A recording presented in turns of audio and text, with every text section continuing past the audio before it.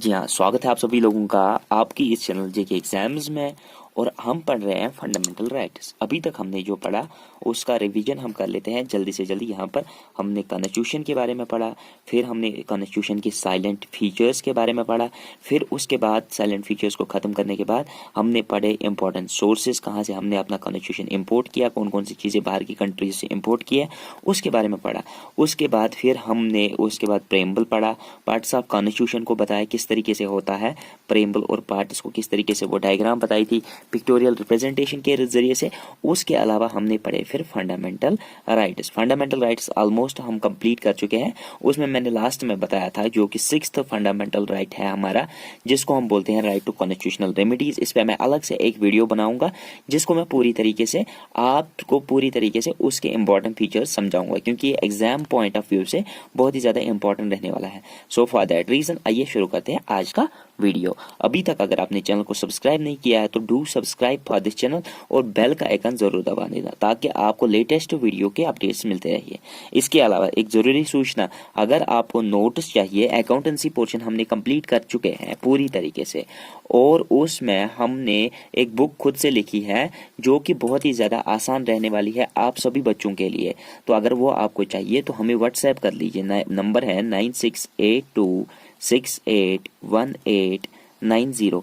ये नंबर आपको डिस्क्रिप्शन में भी लिखा हुआ मिल जाएगा, वीडियो की डिस्क्रिप्शन में। इसके अलावा आपको कमेंट सेक्शन में भी ये नंबर मिल जाएगा। अगर आपको वो बुक चाहिए तो व्हाट्सएप कर देना। अब कोई भी चीज़ अगर रिक्वायरमेंट है आपको तो आप टेलीग्राम ग्रुप की लिंक से नीचे ज्वाइन हो जाइए, हमारे ग्रुप में है तो वहाँ से आपको सारे चीज़ें मिल जाएंगी। आइए शुरू करते हैं।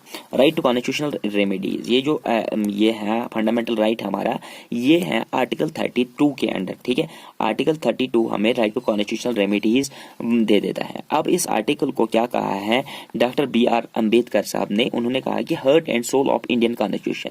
और ये कभी कभी डायरेक्टली क्वेश्चन आ जाता है, इस पर आप इंपॉर्टेंट मार्क कर दीजिए कि which article is known as heart and soul of Indian constitution. तो आर्टिकल 32 यानी कि राइट टू कॉन्स्टिट्यूशनल रेमेडीज। ठीक है, अब अगर बात करेंगे इसके बारे में, अगर पूरी तरीके से समझने की कोशिश करेंगे, मान लो ये एक व्यक्ति है, ठीक है, ये एक व्यक्ति है तो इसके कुछ फंडामेंटल राइट्स होते हैं। ठीक है, और यहाँ पर कुछ कम्युनिटी है या यहाँ पर गवर्नमेंट है। ठीक है, कम्युनिटी को भी कंसिडर कर देंगे, यानी सोसाइटी को भी कंसिडर कर देंगे और गवर्नमेंट को भी कंसिडर कर देंगे। अब या तो किसी कम्युनिटी के तरीके से इसके फंडामेंटल राइट्स वायलेट हो जाते हैं, या कोई गवर्नमेंट इसके ऊपर इतना जुल्म ढा देता है और इसके फंडामेंटल राइट्स मतलब पूरी तरीके से खत्म हो जाते हैं। फॉर एग्जाम्पल मैं यहाँ पर एग्जाम्पल दे दूंगा जम्मू एंड कश्मीर के लोगों की। जम्मू एंड कश्मीर के लोग 4G की डिमांड कर रहे हैं पिछले 10 महीनों से, और सरकार इनको ये फंडामेंटल राइट कंटिन्यूअसली डिनाई कर रहा है, वायलेट हो रहा है ये फंडामेंटल राइट 4G वाला। ठीक है, और पूरी जो मतलब या अगर कोई भी व्यक्ति, दूसरी एग्जांपल देता हूँ, ये 4G की एग्जांपल, दूसरी एग्जांपल यहाँ पर देता हूँ। अब ये व्यक्ति है, ये किसी भी जगह रहता है और इसको अपने गाँव के लोग अपने गाँव में आने नहीं देते हैं। क्यों? इसने अगर कोई बुरा काम किया होगा एक बार, बट इसको अब तक उसकी सजा मिल रही है, इसको अपने गाँव में आने नहीं देते हैं, या इसे कोई भी चीज नहीं मिल रहा है किसी भी गाँव में या किसी भी शहर में। सो फॉर दैट रीजन इसके फंडामेंटल राइट्स वायलेट हो रहे हैं। यानी कि अब ये बंदा क्या करेगा? अब ये बंदा अपने फंडामेंटल राइट्स को सेफ गार्ड करने के लिए राइट टू कॉन्स्टिट्यूशनल रेमेडीज का यूज करके अपने वो 6 के 6 मतलब टोटल 6 के 6 फंडामेंटल राइट्स को सेफ गार्ड कर सकता है।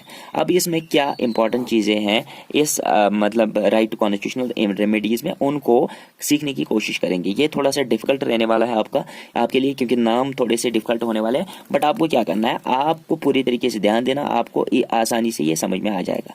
नंबर 1 पॉइंट की अगर बात करेंगे, हैबस कॉर्पस।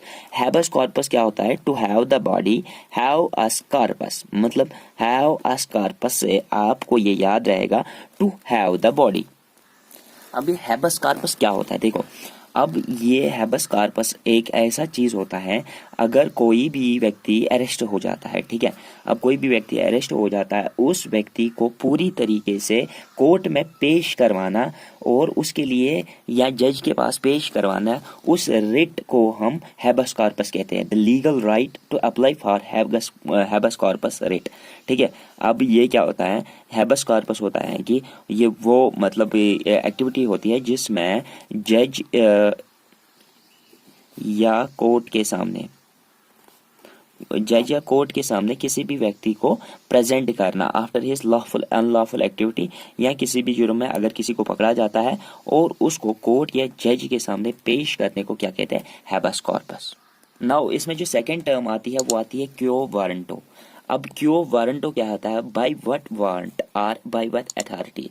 अगर कोई भी किसी को भी अरेस्ट करने के लिए आता है या कोई भी सर्च वगैरह करने के लिए आता है तो उसके पास एक अथॉरिटी लेटर होनी चाहिए या सर्च वारंट होनी चाहिए या अरेस्ट वारंट होनी चाहिए, तब जाके वो सर्च या अरेस्ट कर सकता है किसी भी व्यक्ति को। ये दोनों चीज अगर किसी व्यक्ति के पास ना हो, चाहे वो पुलिस वाला हो, कोई भी हो, कोर्ट हो, तब वो ना ही वो सर्च कर सकता है, ना ही वो किसी व्यक्ति को अरेस्ट कर सकता है। तो क्यो वारंटो हमें क्या देता है, हमें हक देता है कि विदाउट वारंट और विदाउट अथॉरिटी हमारे ऊपर सर्च ना हो सकता है, ना ही हमें हमारे ऊपर हम अरेस्ट हो सकते हैं। अब इसके बाद जो थर्ड थिंग इसमें आता है वो आता है मांडमस। मांडमस क्या होता है, वी कमांड अस। अब क्या होता है इस चीज को समझ लीजिए, ये थोड़ा सा इंपॉर्टेंट होने वाला है। अगर कोई पर्सन, ठीक है, अगर कोई व्यक्ति, अगर कोई पब्लिक बॉडी, ठीक है, पब्लिक बॉडी या कह सकते हैं हम इंफीरियर कोर्ट या कोई कमेटी, ठीक है, अगर ये इनमें से कोई भी, मगर चाहे कोई पर्सन होगा, चाहे कोई पब्लिक बॉडी होगी, चाहे कोई इंफीरियर कोर्ट होगा, अगर इनमें से कोई भी रिफ्यूज करेगा, क्या करेगा, रिफ्यूज या वो फेल हो जाएगा कोई भी काम करने में, ठीक है, अगर वो रिफ्यूज करेगा या फेल हो जाएगा कोई भी काम करने में, तब हम क्या करते हैं, तब हम डिमांड करते हैं हायर अथॉरिटी से कि हमारे लिए ये व्यक्ति चेंज किया जाए, ये पब्लिक बॉडी चेंज की जाए या ये इंफीरियर कोर्ट चेंज किया जाएगा। तो तब क्या होता है, वी कमांड किसे, हायर अथॉरिटी से कमांड देते हैं कि मांडमस के अंडर, ये मांडमस हमें अधिकार देता है कि हम कमांड दे सकते हैं कि अगर हमारे खिलाफ कोई भी रिफ्यूज करेगा काम करने के लिए या फेल हो जाएगा काम करने से, तो हम दूसरे व्यक्ति के ऊपर टर्न ओवर कर सकते हैं। तो वी कमांड, हम उस वक्त कमांड दे सकते हैं। अब उसके अलावा जो इसके बाद आता है फोर्थ थिंग इसमें, वो आता है प्रोहिबिशन। प्रोहिबिशन क्या होता है, to protect against inferior court और डायरेक्ट इन एक्टिविटी।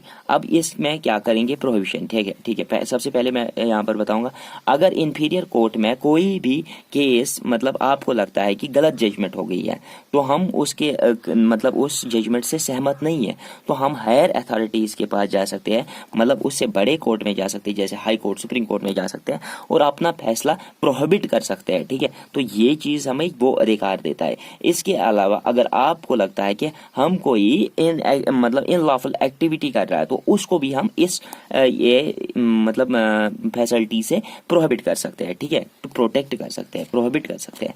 अब इसके बाद आता है, अब लास्ट थिंग जो इसमें आता है वो है फिफ्थ वाला, वो है कार्टियारिया वो है वो टू बी सर्टिफाइड, मतलब टू बी सर्टिफाइड। अब इस चीज को मैं समझा दूंगा, टू बी सर्टिफाइड किस तरीके से, मतलब अगर किसी भी जगह एरर ऑफ लॉ आ जाता है, कानून में कोई भी गलती होती है, तो उस चीज को हम अमेंड करवा सकते हैं, हम उस चीज को पूरी तरीके से मतलब पूरी तरीके से उस पर सर्टिफाइड का लेबल लगवा सकते हैं। अगर वो चीज गलत है तो वो प्रॉपर्टी हमें किससे मिलती है, कार्टियारियो से। Thanks for watching this video, I hope you may have got these pointers are not important as per as JK SSB level is concerned, but if you are preparing for other exams like UPSC, SSC, CGL, CHSL or any other examination from state level or national level, then these points are very much important for you. Thank you for watching this video.